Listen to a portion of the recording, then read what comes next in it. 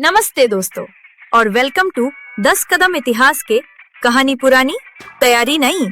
मैं हूं आपका होस्ट और आज हम एक ऐसे एपिक सफर पर निकल रहे हैं जहां एक छोटी सी ट्रेडिंग कंपनी ने पूरे इंडिया को अपना बना लिया।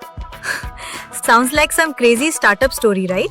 वेल, आज हम उसी ब्लॉकबस्टर सागा का चैप्टर 1 एक्सप्लोर करेंगे, the Mughal decline and European arrival, जब ट्रेडर्स बन गए पावर ब्रोकर्स।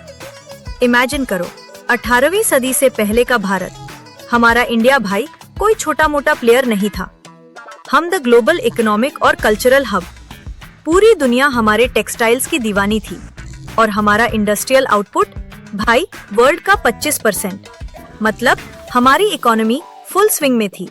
जैसे आज कोई टेक जायंट हो, बस उस टाइम टेक नहीं, कपड़ा और मसाले थे। बट हर ब्लॉकबस्टर में एक ट्विस्ट होता है, राइट?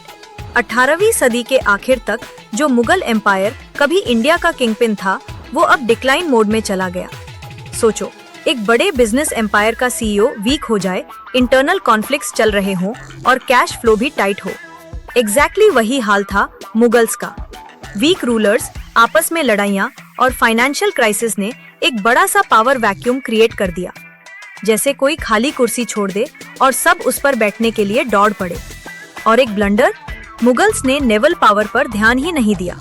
सोचो, समुंदर खुला छोड़ दिया और यूरोपियन कंपनीज ने इसका पूरा फायदा उठाया। उन्होंने समुंदर पर अपना राज जमा लिया और फिर धीरे धीरे लैंड पर भी पॉलिटिकल अथॉरिटी एक्वायर कर ली। भाई, समुंदर हमारा तो जमीन भी हमारी, ऐसा कुछ सीन था। अब एंट्री होती है हमारे मेन प्लेयर की, जो बाद में विलेन बन गए, British east India company EIC। 1600 में क्वीन एलिजाबेथ अर्स ने इनको रॉयल चार्टर दिया। इनका पहला मिशन, साउथ ईस्ट एशिया में स्पाइस ट्रेड पर मोनोपोली। सोचो, मिर्च मसाले के लिए इतनी बड़ी कंपनी, बट फर्स्ट अटेम्प्ट में ही फेल।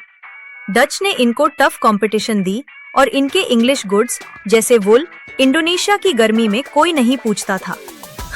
भाई, गर्म देश में स्वेटर कौन पहनेगा? तब EIC ने सोचा, प्लान बी।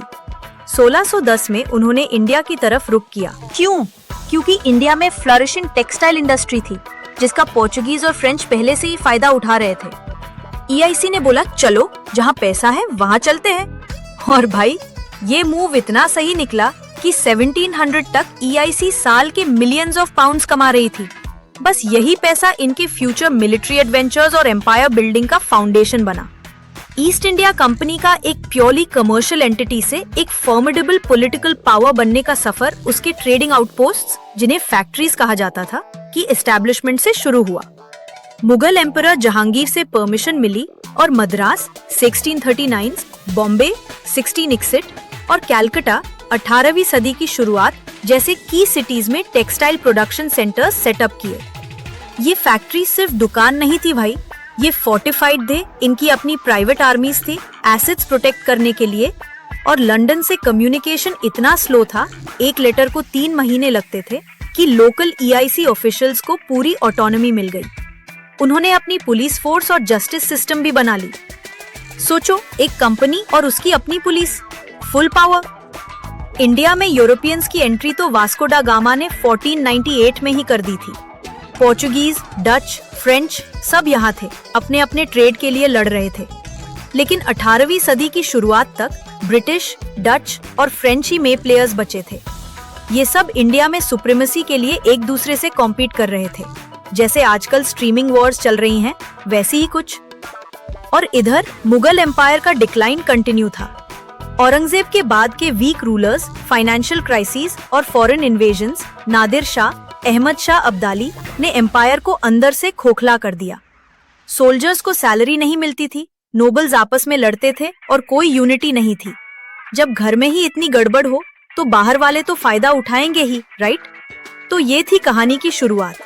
कैसे एक ट्रेडिंग कंपनी ने इंडिया की पॉलिटिकल इंस्टेबिलिटी और मुगल एम्पायर की वीकनेसेस का फायदा उठाया और धीरे धीरे एक पावर ब्रोकर बन गई। नेक्स्ट चैप्टर में हम देखेंगे कैसे ये यूरोपियन राइवलरीज कार्नाटिक वॉर्स में बदली और ब्रिटिश ने अपनी सुप्रीमेसी कैसे एस्टैब्लिश की। तैयार हो ना? Chapter 2, the Carnatic Wars, coming soon. Like, share, subscribe for more history fun.